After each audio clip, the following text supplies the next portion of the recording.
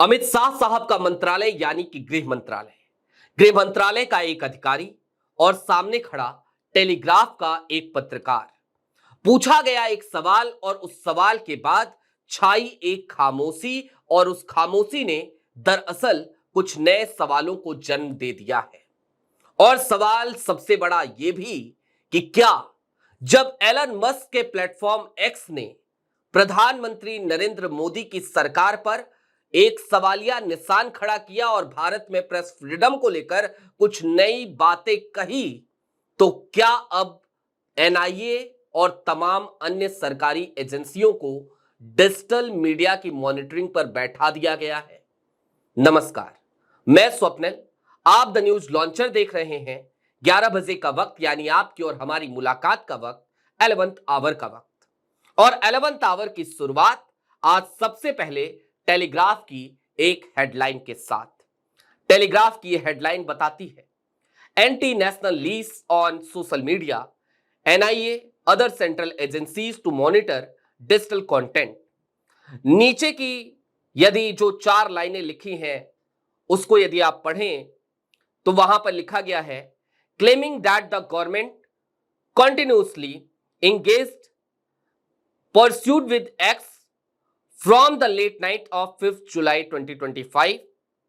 The ministry accused the Musk-owned company of unnecessarily exploiting techniques involved around the process to delay the unblocking of the handles. अब हुआ क्या है नया, उस तरफ जाएंगे और आपको बताएंगे कि दरअसल ये पूरा मामला है क्या। लेकिन उससे पहले आपको एक खास बात जान लेनी चाहिए, जिसके बाद यह खबर करनी जरूरी लगी हमें। यदि सरकार एनआईए को या किसी भी सरकारी एजेंसी को सोशल मीडिया पर निगरानी रखने के लिए कह रही है तो इसमें कुछ गलत नहीं है।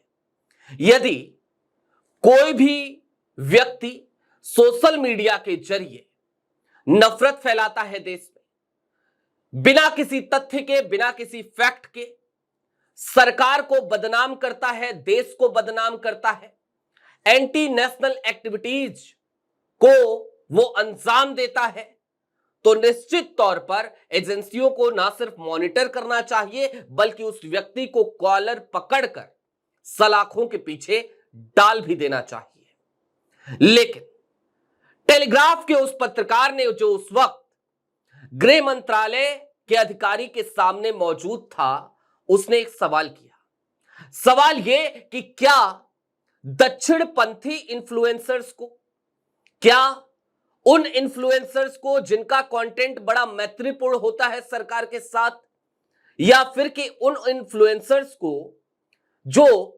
दक्षिणपंथी हैं और नफरत फैला रहे हैं, फेक न्यूज फैला रहे हैं, क्या उनके ऊपर भी मॉनिटरिंग की जाएगी और उनके ऊपर भी एक्शन होगा क्या? यह सवाल बड़ा सीधा सा था।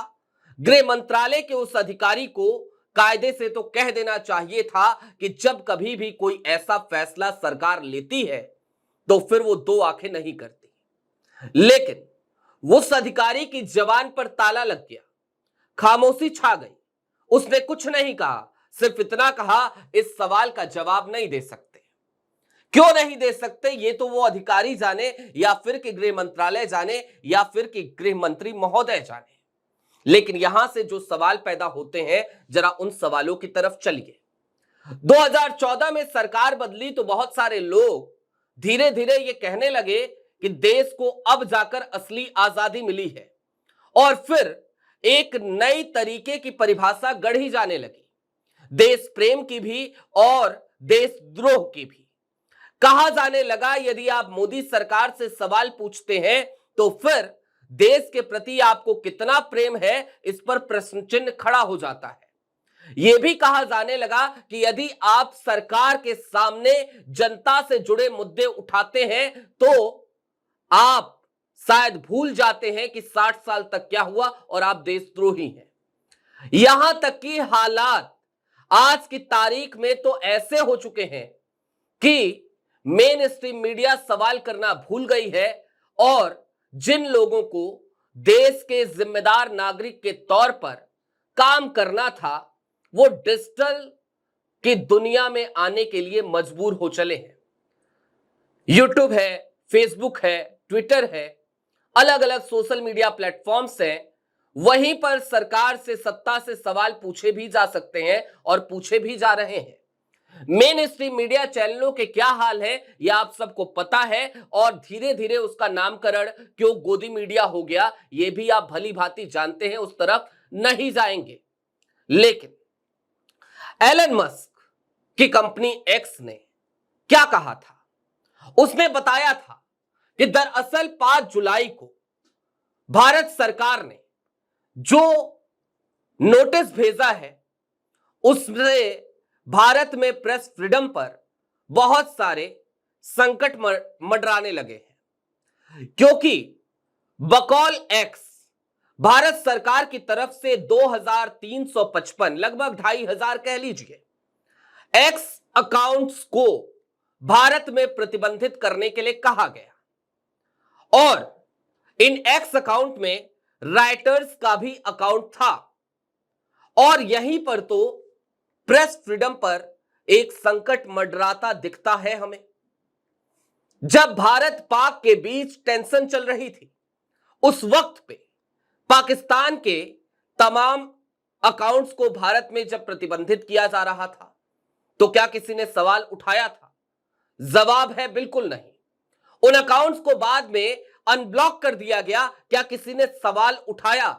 जवाब है बिल्कुल हां, क्योंकि हमने कहा था उस समय भी कि आखिरकार ऐसा क्यों हो रहा है। ये तमाम अकाउंट्स लगातार भारत में नफरत फैलाते हैं, भारत के बाहर बैठकर इनको अनब्लॉक करने की क्या जरूरत है, मत कीजिए।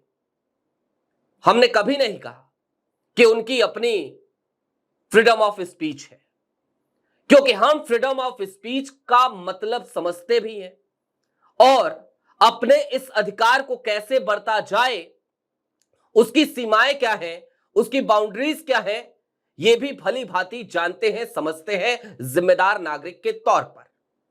लेकिन सवाल फिर वहीं पर खड़ा होता है कि एनआईए और अगर बाकी एजेंसीज को मॉनिटर करने पर लगाया गया है, और फिर गृह मंत्रालय के अधिकारी इस सवाल पर चुप्पी साध लेते हैं कि राइट विंग्स के उन अकाउंट्स का क्या जो नफरत फैला रहे हैं समाज में, और वहां पे जब वो चुप्पी होती है तो फिर सवाल यह है कि मॉनिटर किसको किया जाएगा?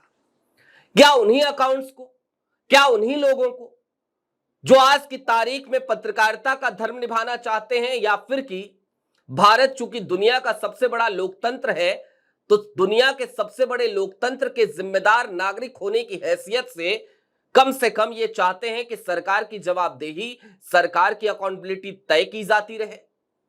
क्योंकि प्रधानमंत्री नरेंद्र मोदी जी, जो खुद को प्रधान सेवक कहते हैं और जिन्हें मैं यदा कदा प्रचार मंत्री कहता हूं, वो जब कभी भी दुनिया के किसी देश में जाते हैं, अब तक कई बार, दर्जनों बार नहीं सैकड़ों बार इस बात को दोहरा चुके हैं कि भारत तो मदर ऑफ डेमोक्रेसी है। तो यदि मदर ऑफ डेमोक्रेसी है, प्रधानमंत्री जी लोकतंत्र का बड़ा सम्मान भी करते हैं, जब संसद पहुंचते हैं तो वहां भी झुकते हैं, संविधान देखते हैं इस बार 2024 में तो सबसे पहले वहां जाके झुकते नजर आते हैं, तो फिर आज की तारीख में यह दोहरा रवैया क्यों? और यहां से एक और बात कहनी बेहद जरूरी हो जाती है।